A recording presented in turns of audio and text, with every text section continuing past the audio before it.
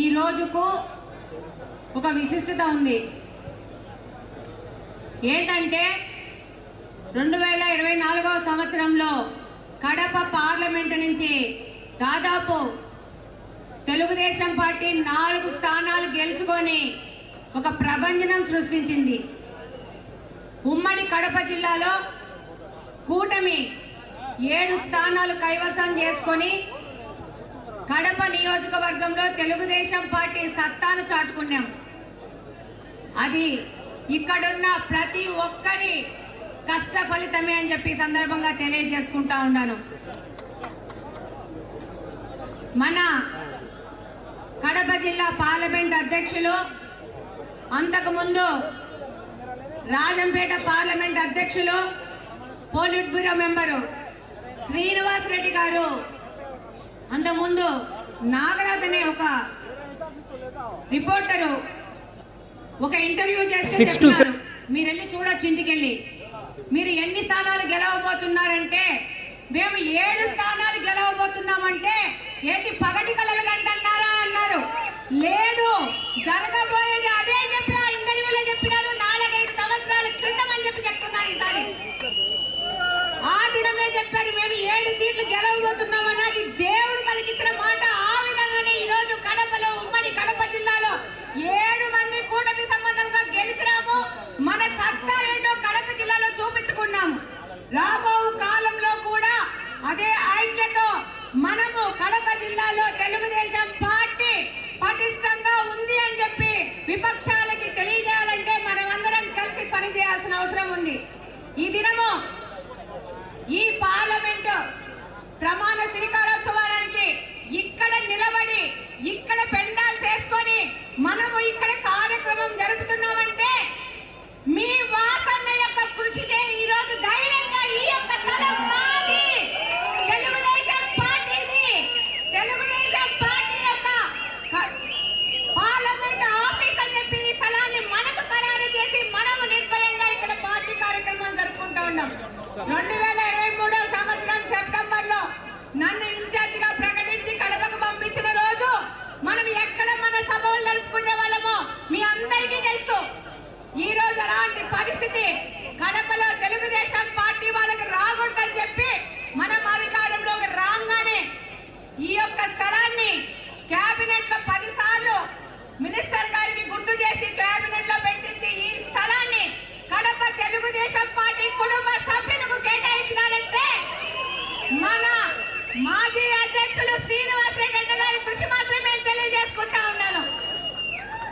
ఈ స్థలాన్ని 14 నుంచి 19వ సంవత్సరంలో కూడా కేబినెట్ లో ఆమోదింపజేసుకొని ఈ స్థలాన్ని కడప జిల్లా పార్టీ ఆఫీస్ గా నిర్ణయం చేసుకొని ప్రభుత్వంలో దానికి కావలసిన కార్యక్రమాలన్నీ జరిపి ఆ రోజు కూడా డబ్బులు కూడా పూర్తిగా మీ వాసన్నే కట్టి దీన్ని రిజర్వ్ చేసుకుంటే 19లో వచ్చిన వైకాపా పార్టీ దాన్ని క్యాన్సల్ చేస్తే మళ్ళా అడ్వకేట్లకి డబ్బులు ఇచ్చి 10 దఫాలుగా కేసుని అట్లనే పెట్టి కోర్టులో ఒక్కసారి 24లో అవకాశం రాగానే మీ వాసన్న మళ్ళా ప్రభుత్వంలో పెద్దలతో చర్చించి మన స్థలాన్ని మనకి ఇచ్చినారు.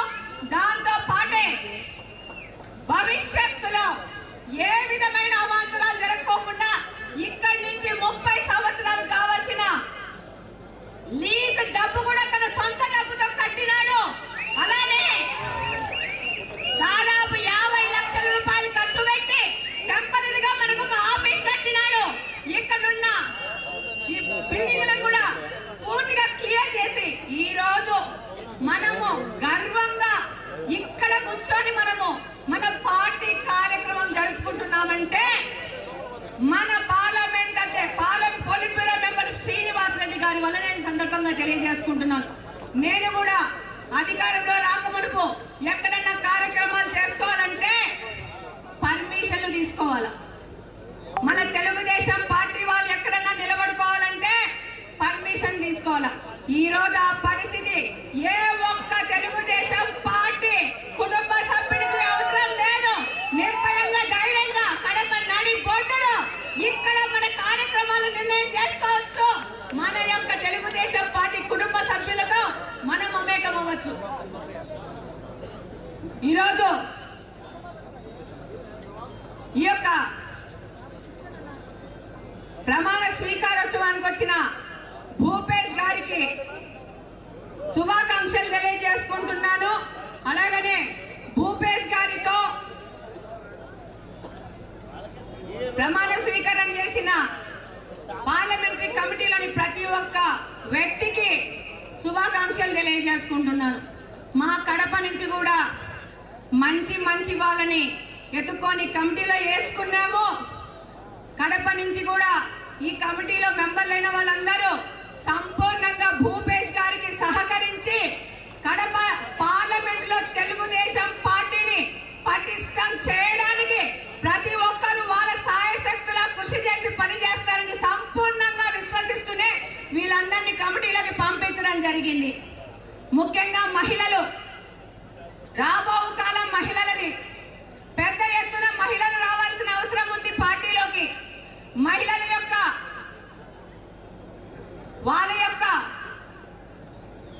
వాళ్ళు కూడా మనతో సహకరించి పనిచేయాల్సిన అవసరం ఉంది.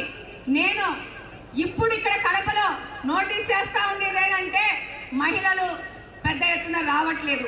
కాబట్టి రాబో కాలంలో తెలుగుదేశం పార్టీ కమిటీ మొత్తం, పార్లమెంటరీ కమిటీ మొత్తం ఈ యొక్క మహిళలను పెద్ద ఎత్తున స్వాగతించి మహిళల ద్వారా ప్రజలలోకి దగ్గరికి వెళ్ళి మనం ప్రజాసేవ చేసుకోవాల్సిన అవసరం ఉంటుంది.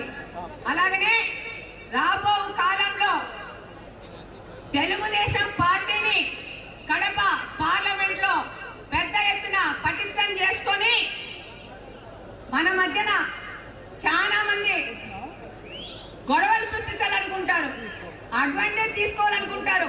కొంతమంది తెలుగుదేశం కండువాలు ఎత్తుకొని వైసీపీ రాత్రేసైతే వైసీపీ తలుపులు అర్ధరాత్రి కొట్టే వాళ్ళు ఉన్నారు. వాళ్ళని గుర్తించుకొని తెలుగుదేశం పార్టీని పనిచేస్తున్న వాళ్ళని పూర్తిగా సంపూర్ణంగా మద్దతిస్తూ వాళ్ళ బాగోగులు చూసుకొని వాళ్ళకు అండగా ఉంటూ కడపలో తెలుగుదేశం పార్టీకి తిరుగులేని విధంగా మనం తయారు చేసుకోవాల్సింటే ఇక్కడున్న ప్రతి ఒక్క నియోజకవర్గ ఇన్ఛార్జ్ కానించి ప్రతి ఒక్క ఎమ్మెల్యే కానించి అలాగనే తెలుగుదేశం పార్టీ పార్లమెంటరీ కమిటీలోనే ప్రతి ఒక్కరికి బాధ్యత ఉందని సందర్భంగా తెలియజేసుకుంటా ఉన్నాను.